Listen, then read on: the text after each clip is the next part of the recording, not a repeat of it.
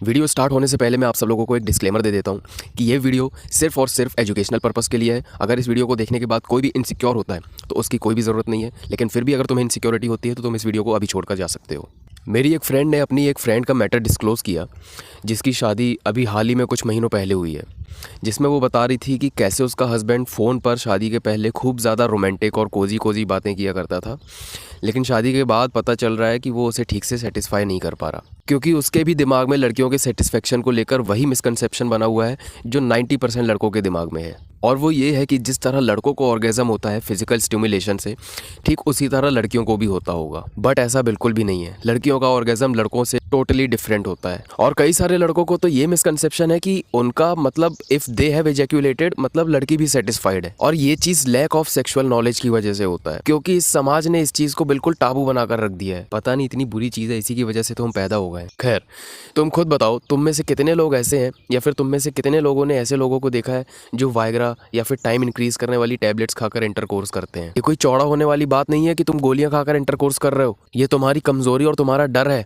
अपने पार्टनर को सेटिस्फाई ना कर पाने का। ये एक बीमारी है जिसका इलाज करवा के तुम खुद को मर्द समझ रहे हो, चौड़े फील कर रहे हो, प्राउड हो रहे हो, कोप कर रहे हो कि असली मर्द तो गोलियां खाकर इंटरकोर्स करता है। ये गोलियां बनाई गई थी किसी और पर्पस के लिए, किसी अलग तरह के पेशेंट्स के लिए, बट इसका इस्तेमाल और इसके रिजल्ट्स देखकर जो नॉर्मल पीपल है वो भी इसका यूज़ करने लग गए और खुद को चौड़ा फील करने लगे कि हम तो गोलियां खाकर इंटरकोर्स करते हैं, क्योंकि उन्हें कभी पूरा नॉलेज मिला ही नहीं, ना ही उन्होंने लेने की कोशिश की, क्योंकि उन्हें लगता है कि इस चीज़ का नॉलेज कौन लेता है भाई, ये तो हमें पहले से पता है। पॉर्न देख देख कर उनके दिमाग में एक मिसकंसेप्शन बन गया है टाइमिंग को लेकर कि अच्छा मतलब वो 40 मिनट तक कर रहा है, उसके बाद लड़की सेटिस्फाइड दिख रही है, मतलब मेरी टाइमिंग भी 40 मिनट के आसपास होनी चाहिए। जबकि ऐसा कुछ भी नहीं है। पॉर्न में जो भी चीज़ें दिखाई जाती हैं वो पूरी फेक होती है।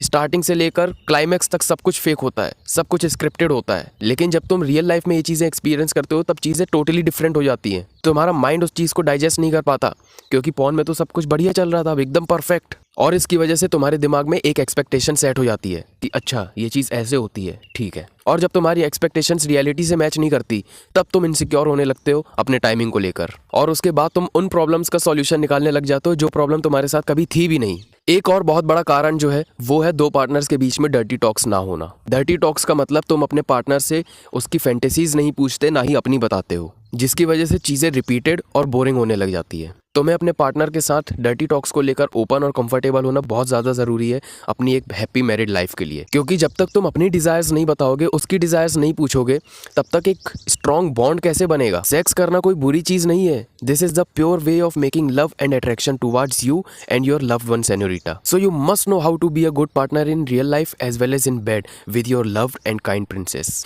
और ये चीज़ एंशिएंट टाइम से ही बहुत ज़्यादा प्योर थी और आज भी है, लेकिन तब जब तुम इसका सही इस्तेमाल सिर्फ अपने पार्टनर के साथ करो। वरना आजकल तो इस चीज़ को इतना ज़्यादा तुच्छ बना दिया गया है, इतना छोटा बना दिया गया है कि कई सारी गर्लफ्रेंड्स अपने बॉयफ्रेंड को बर्थडे पर गिफ्ट करने के लिए वर्जिनिटी ऑफर कर रही होती है, और कई सारे बॉयफ्रेंड मांग रहे होते हैं, डिमांड कर रहे होते हैं कि मेरा बर्थडे मुझे ये चीज़ करनी है, और इसमें भी वो प्राउड फील करते हैं जैसे बहुत बड़ा कोई तोप मारा हो। जब तक तुम इस चीज़ को सिर्फ एक सेक्सुअल प्रोसेस की तरह देखोगे ना कि एक रिप्रोडक्शन का ये प्रोसेस है, तब तक तुम ना सेटिस्फाइड रहोगे ना ही हैप्पी रहोगे। इसीलिए इसको the art of making love की तरह देखो, और ये चीज़ तुम्हारे उजड़े हुए रिलेशनशिप में भी जान डाल देगी। कामा सूत्रा बाय वत्स्यायना के ऊपर बुक्स यूं ही थोड़ी ना लिखी गई हैं। ये एक एंशिएंट इंडियन टेक्स्ट है जो human relationships, the art of making love, sexuality and pleasure, sensual gratification और इरोटिसिज्म का नॉलेज देता है, ताकि ये चीज़ हमेशा की तरह प्योर ही रहे। लेकिन आजकल पॉर्न और लस्ट की वजह से ये चीज़ बहुत ज़्यादा सेल्फ बेनिफिशियल हो गई है, मतलब जिसमें सबको सिर्फ अपने क्लाइमैक्स से मतलब है। लेकिन जो मेरी इस एडवाइस को समझ जाएगा ना, उसकी मैरिड लाइफ बहुत कमाल की होने वाली है, और जो नहीं समझेगा वो अपने आप को गोलियां खाकर ही मर्द समझता रहेगा। तो अपने इंटरकोर्स को जितना ज़्यादा हो सके प्लेफुल और जॉयफुल बनाओ, ताकि तुम अपने पार्टनर या फिर फ्यूचर में जब कोई होगा तब तुम उसके साथ एक स्ट्रॉन्ग कनेक्शन बना पाओ। कोप करना बंद करो कि इन सब चीज़ों का नॉलेज कौन लेता है, ये तो हमें आता ही है, वीडियोस में हमने देख रखा है। ठीक है, माना तुम्हें आता होगा, माना तुम बहुत बड़े तीरंदाज हो, लेकिन फिर भी कामा सूत्रा का नॉलेज लो और बुक को रीड करो, इससे तुम्हें बहुत ज़्यादा नॉलेज मिलेगा। क्योंकि सेक्सुअल एनर्जी सिर्फ बेड तक ही सीमित नहीं होती है, वही सेक्सुअल एनर्जी होती है जो तुम्हें लाइफ में आगे बढ़ने में हेल्प करती है। यही सेक्सुअल एनर्जी होती है जो तुम्हें बड़े बड़े गोल्स अचीव करवाने में बहुत ज़्यादा हेल्प करती है। यही सेक्सुअल एनर्जी तुम्हारा टेस्टोस्टेरोन है जो तुम्हें बॉडी बनाने में भी बहुत ज़्यादा हेल्प करती है। और अगर किसी ने इस बुक को पढ़ा होगा ना तो उसे पता होगा कि इस पर्टिकुलर चीज़ के भी देवी देवता होते हैं। तो ये चीज़ बुरी किधर से हो गई? हमारा देश ओरिजिन है कामा सूत्रा का, तो इसे टाबू मत बनाओ बल्कि इसका नॉलेज लो और अपने पार्टनर को भी दो, ताकि तुम्हारा रिलेशनशिप स्मूथ चले for the rest of your life.